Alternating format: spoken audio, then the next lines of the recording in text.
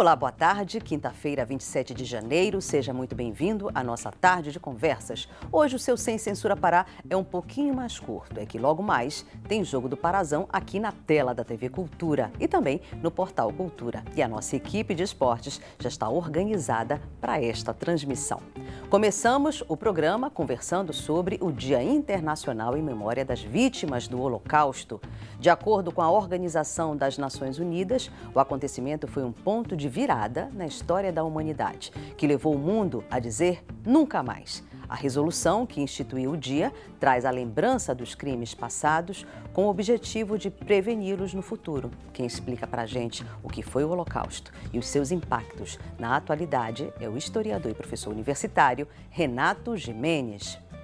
E agora, em 2022, temos representante paraense em um evento internacional de dança na Espanha.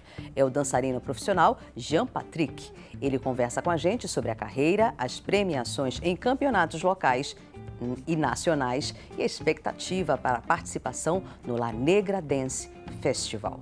Quem recebe a sua participação pelas nossas redes sociais é a produtora de TV, Adriele Araújo. Boa tarde, Adriele. Boa tarde, Vanessa. Boa tarde aos nossos entrevistados de hoje. Boa tarde a você aí de casa. Não deixe de participar. Você pode mandar suas perguntas e comentários pelo Twitter, citando o @semcensurapa ou pelo WhatsApp, pelo número 988957957. Então vamos, que hoje realmente o programa é curtíssimo. Primeira pauta do dia. Todos os anos, no dia 27 de janeiro, celebra-se o Dia Internacional em Memória das Vítimas do Holocausto. A data faz referência à liberação pelas tropas soviéticas do campo de concentração e extermínio nazista alemão de Auschwitz em 1945 e foi definida pela Assembleia Geral das Nações Unidas em 2005. O regime nazista e seus colaboradores assassinaram cerca de 6 milhões de pessoas, principalmente judeus, entre mulheres, homens e crianças, durante a Segunda Guerra Mundial, em um programa continental de destruição de todas as comunidades judaicas que fossem encontradas. De acordo com a Organização das Nações Unidas, o Holocausto foi um ponto de virada na história da humanidade que levou o mundo a dizer nunca mais. A resolução que instituiu o Dia Mundial em Memória das Vítimas do Holocausto traz a lembrança dos crimes passados com o objetivo de preveni-los no futuro. E para explicar sobre o que foi o Holocausto e seus impactos na atualidade, recebemos agora de maneira remota o professor do curso de História da Universidade do Estado do Pará e funcionário do Departamento de Patrimônio Histórico, Artístico e Cultural da Secult, Renato Gimenez. Renato, boa tarde para você. Seja bem-vindo ao nosso programa. Por que essa data é tão importante de nós lembrarmos a cada ano? Boa tarde a todos, boa tarde aos telespectadores. Muito obrigado pelo convite. O Holocausto é um capítulo à parte na longa e triste história dos genocídios, né? Trata-se do genocídio mais bem documentado da história da humanidade e, embora exista a alegação de que não foi o regime, que o nazismo não tenha sido o regime que mais matou em números absolutos, há um diferencial com relação ao Holocausto e ao que aconteceu na Segunda Guerra Mundial, que é o fato de que, diferente de outros regimes, o regime nazista ele tinha como política de Estado, nós podemos dizer assim, que a política de Estado, não uma política de governo, mas uma política de Estado, eles voltaram o Estado tanto do ponto de vista funcional quanto do ponto de vista da sua legislação, para uma prática de assassinato em massa. Tá? Você não tem uma ocorrência, até então, de um regime que tenha feito o assassinato em massa concentrado especialmente, não só em opositores políticos, mas numa etnia, né? Num grupo específico, no caso dos judeus alemães e os judeus europeus, né? Isso não tinha precedentes na história. Então, o fato de que nós temos um governo que colocou como pauta fundamental da sua política, né, a destruição de vidas humanas, né, é um ponto de... não só é um marco importantíssimo, né, e talvez o ponto mais baixo que a humanidade tenha descido. Então, a data, a escolha da libertação do campo de Auschwitz, né, pelas tropas do Exército Vermelho na Segunda Guerra Mundial, acaba sendo um marco fundamental, porque a partir dali se teve evidências materiais do que era aquela política de extermínio. Qual é o significado da palavra holocausto? Do ponto de vista mais geral, holocausto, né, que é uma palavra, que é uma palavra grega que literalmente significa holo, todos, kaustos, queimado, né? Seria o nome que se dá, em geral, para a política de extermínio, e aí dois sentidos possíveis, né? A alusão à maneira com que esses corpos eram ocultados, né, por conta da destruição deles em fornos crematórios, né? E o fato de que você tem uma população em especial que foi usada como bode expiatório, vamos dizer assim, pela política nazista. Agora, esse não é o único sentido. Na verdade, hoje o Holocausto, ele tem, no seu sentido mais amplo que os historiadores trabalham, ele é o nome geral que nós damos para essa política de extermínio, que não inclui só judeus, inclui também judeus, além deles, claro, ciganos, opositores políticos, sejam opositores políticos de esquerda ou mesmo liberais alemães, ou mesmo vamos dizer assim, pessoas de direita alemã que não eram da extrema-direita também foram presas, ciganos, homossexuais, católicos de resistência, testemunhas de Jeová também por razões de consciência se opuseram ao regime nazista por motivos religiosos e foram levados a campos de concentração e extermínio. Normalmente eles eram guilhotinados, tá? Enfim, você tem uma população grande do que nós em geral chamaríamos hoje de minorias que estavam, vamos dizer, na lista de indesejáveis do governo nazista, que foram todos objetos dessa política. Além de holocausto, você tem uma outra palavra que, em geral, a comunidade judaica se refere num sentido, vamos dizer, mais religioso, espiritual, que marca a memória, que é a palavra Shoah, né? Que significa, fundamentalmente, catástrofe, né? Que é uma maneira também de se dizer e marcar o que foi a catástrofe política e moral que se abateu sobre a comunidade judaica europeia, internacional, tanto na Europa Ocidental quanto no leste europeu, na Segunda Guerra Mundial. Ok, já temos participação do público para você. Vamos lá. O nosso telespectador Sérgio, do bairro da Condor, diz que o Holocausto é a maior cicatriz da Segunda Guerra Mundial e pergunta como você vê o crescimento dos neonazistas no sul e sudeste do Brasil, sendo que muitos deles são adolescentes, e como combater esse tipo de ato extremista. Excelente participação. Excelente pergunta. O nome dele é? Sérgio, excelente pergunta, parabéns pela pergunta. O crescimento de grupos ou de pessoas que expressam ideologias de extrema-direita é muito preocupante. Agora, ele não é um fenômeno só brasileiro. Ele é um fenômeno, na verdade, internacional. No caso brasileiro, sempre nós tivemos, assim, há anos, as universidades monitoram células neonazistas. A gente tem uma série de teses, de dissertações de mestrado, teses de doutorado e grupos de estudo que vêm trabalhando com isso. Em linhas gerais, o que acontece? Você tem hoje, eu acho que está muito ligado ao fato de duas questões. A primeira,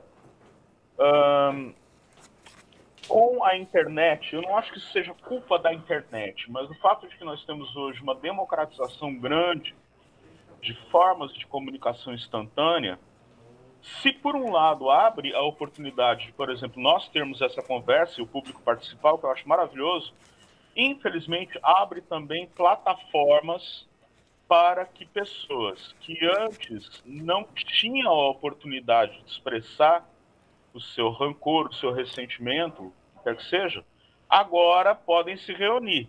E estão conseguindo se reunir internacionalmente e ganharam algo que também não se tinha até os anos 2000, que é até 2010, mais ou menos, que é a expressão política. Então você tem, por exemplo, grupos de extrema direita, ou neofascistas ou neonazistas, tá?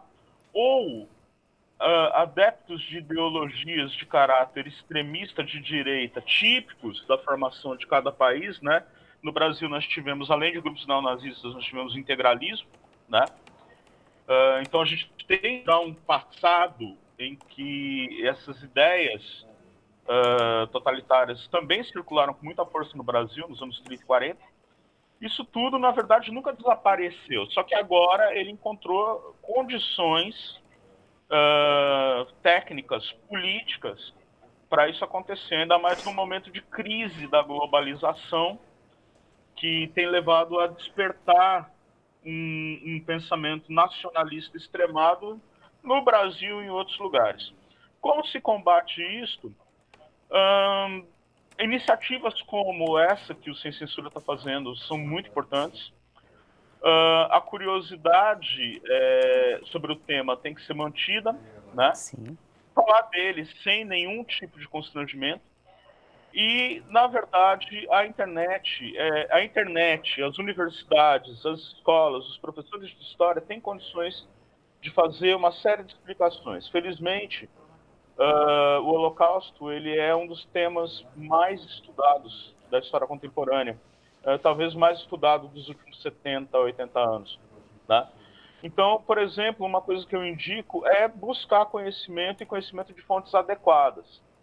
Uma que eu sugiro, e que está disponível a nós, né, eu posso passar o site para vocês depois, é o da Enciclopédia Internacional do Holocausto, traduzido em várias línguas, e a sede dela é nos Estados Unidos.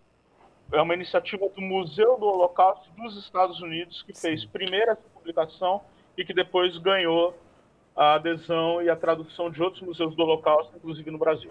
Muito bom. Tem mais participação do público. O Sérgio, do bairro da Condor, quer saber se o regime do Talibã pode ser considerado um novo holocausto, já que ele se opõe a outras religiões e etnia. O Talibã, eu não colocaria ele na mesma categoria. O Talibã, na verdade, ele segue um outro processo muito complexo, tá? Ele tem traços, isso é uma discussão interessante, ele teria traços fascistas, no sentido da sua brutal intolerância? Tem. Mas ele não é ele é um movimento mais complexo, quer dizer, os fascismos são complexos, mas a história específica do Talibã segue uma outra ordem, na minha opinião. Está muito mais ligado com a resistência islâmica ao regime soviético, a situação que a Guerra Fria tomou, a oposição entre Estados Unidos e União Soviética, né? As duas potências nunca entraram em conflito direto, mas indiretamente o Oriente Médio, o leste europeu, a África, eles foram palcos, né, de batalhas. Particularmente o Oriente Médio, a Guerra Fria, na verdade, ela se manifestou de forma muito direta. Então, você teria que olhar, na verdade, para o que aconteceu com certos grupos islâmicos, tá? O Talibã é um deles, tá? Que foi financiado, inclusive, por potências ocidentais. Todo mundo sabe que os Estados Unidos financiou o Talibã e outros mujahedin durante a Guerra Fria, né? E depois, com a presença norte-americana, assim que os soviéticos estavam saindo, esses grupos se voltam, né? Esses grupos que são extremamente nacionalistas se voltam contra a possibilidade de uma influência americana. E aí dá início a uma série de atentados terroristas que marcam a história das relações internacionais, particularmente de 2001 para cá, com o atentado de 11 de setembro. Professor, houve algum tipo de punição aos responsáveis por esses crimes? Houve. Na verdade, assim que termina a Segunda Guerra Mundial, e começa, na verdade, assim, quando você tem a derrota da Alemanha, e começa, na verdade, um processo de ocupação do território alemão, tanto pelo exército soviético quanto pelo exército norte-americano, inglês e francês,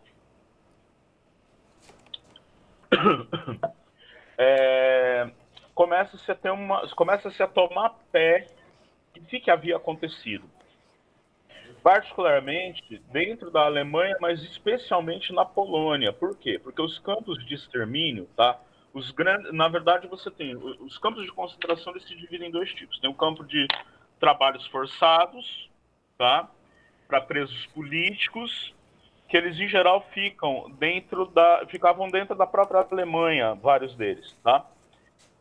Só que à medida que a Alemanha vai perdendo, a partir de 43, começa a ficar segunda metade de 42, começa a ficar claro que a Alemanha não vai ganhar a guerra, os objetivos do regime nazista se voltam para certas promessas de campanha. Não podemos esquecer que o nazismo subiu ao poder por eleições na Alemanha em 33, né, quando Hitler é nomeado chanceler. Isso é muito triste de falar, né? Não foi um golpe de Estado. Os nazistas sobem por meio de eleições num contexto de crise, né? Isso é muito sério. Mas o que acontece, ele se volta para essas promessas de campanha de livrar a Alemanha do perigo judaico-bolchevique. Então, a política de exclusão, violência, assassinato que já existia, começa a ganhar uma aceleração muito maior, e aí, por exemplo, que você tem fora da Alemanha, para que a opinião pública da Alemanha não soubesse, você tem a construção dos grandes campos de extermínio, tá? Majdanek, Sobibor, Treblinka e o mais famoso deles, que é Birkenau-Auschwitz. Na verdade, eram 3 campos de concentração num só, e só nesse campo estima-se que foram mortos só de judeus 1 milhão, em torno de 1 milhão e 100 a 1 milhão e meio de pessoas, né? Então, basicamente, quando os países vencedores começam a tomar pé da situação, eles vão, na verdade, caçar as lideranças nazistas. A maior parte delas havia se matado, né? O Hitler, ele se mata, ele não é punido. Do primeiro escalão imediato, Heinrich Himmler. Faltaram alguns nomes agora, talvez pelo tempo, mas na verdade, assim, dos nazistas mais Rudolf Hess, dos nazistas de primeiro escalão, quase todos se suicidaram, tá? Dos nazistas de segundo escalão, muitos foram presos e foram julgados pelo processo que a gente conhece, que é um marco no direito internacional, que são os tribunais de Nuremberg, né?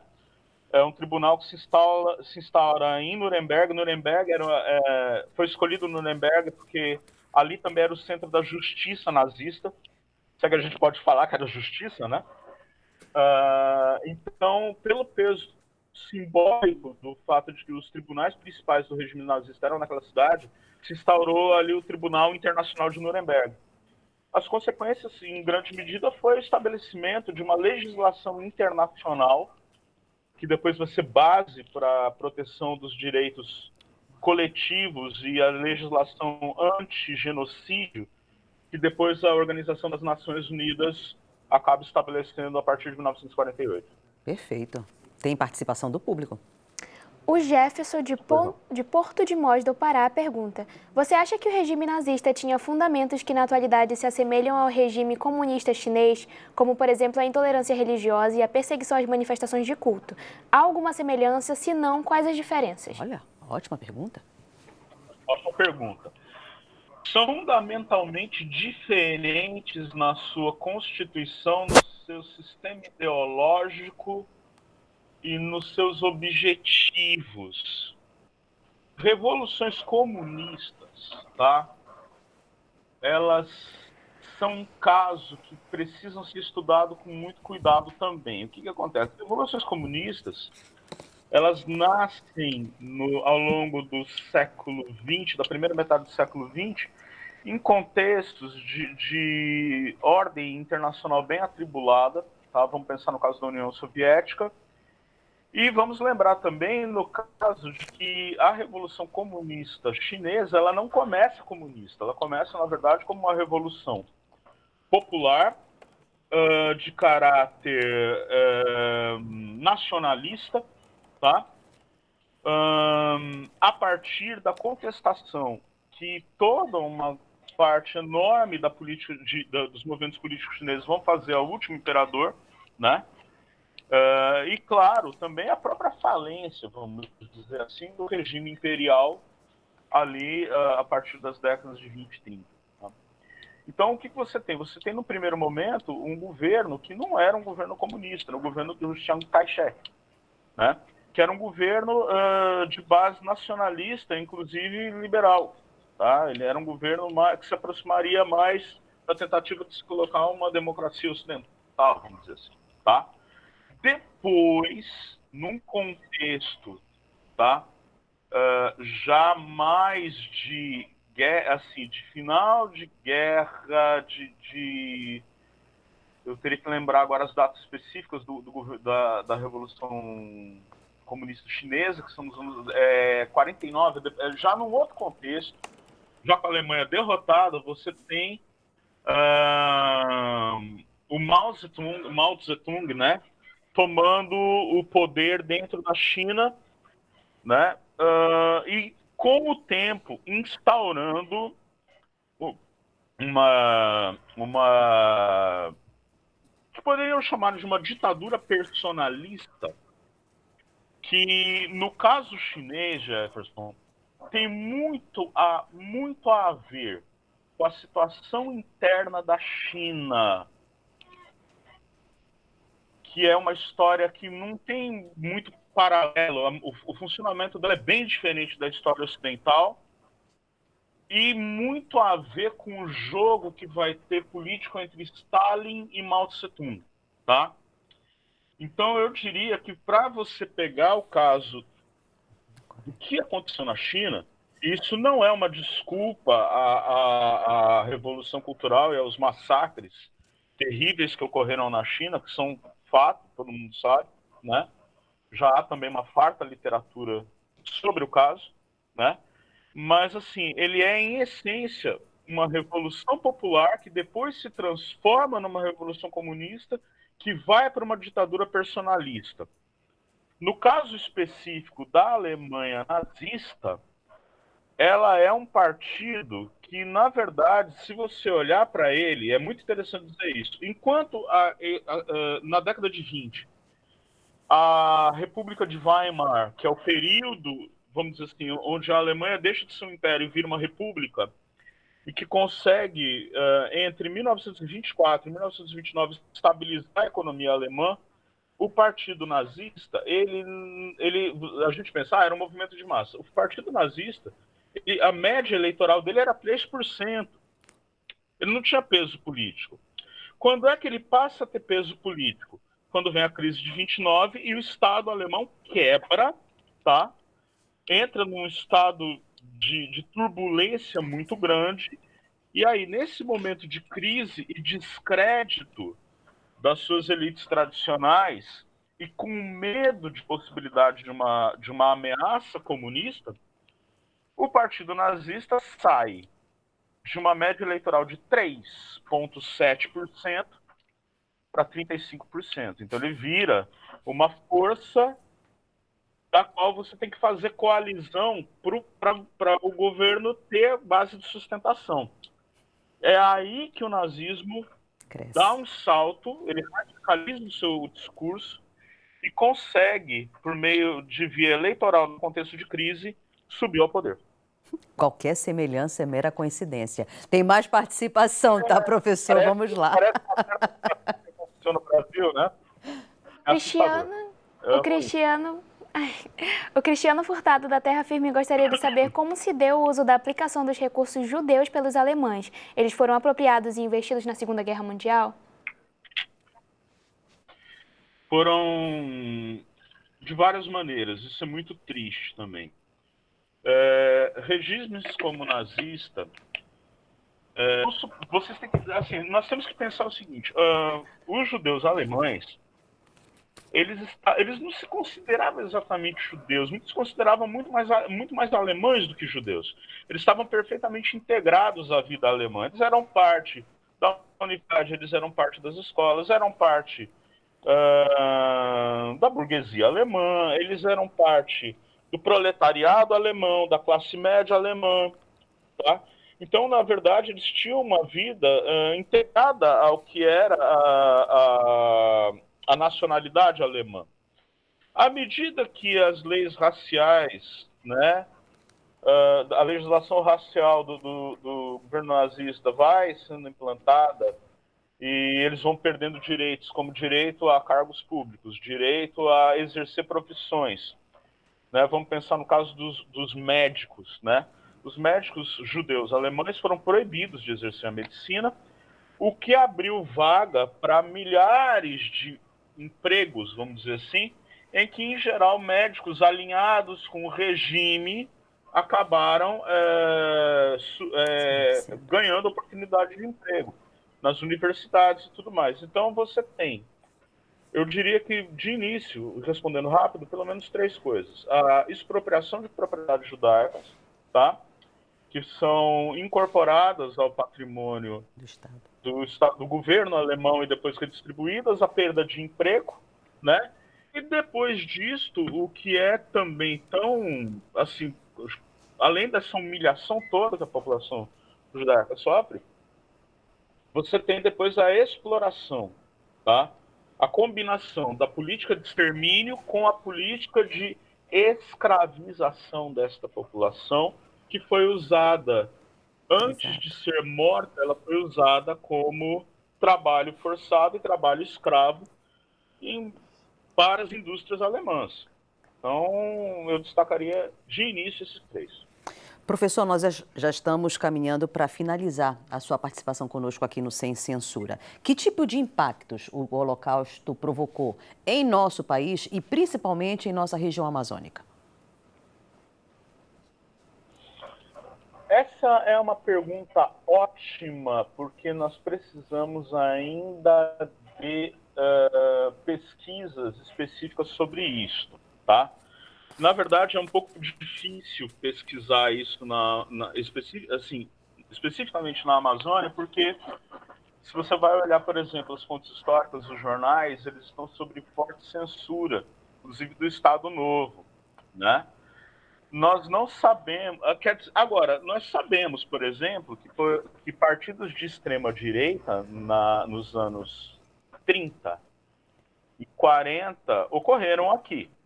E havia células, tanto do Partido Integralista, que era uma versão, inclusive com teoria própria de ideais de extrema-direita, ele era, vamos dizer assim, muito próximo, né, ao fascismo italiano e em vários aspectos ao nazismo alemão, mas ele tinha, vamos dizer assim, um corpo teórico próprio, por exemplo. Ele aceitava negros e mulatos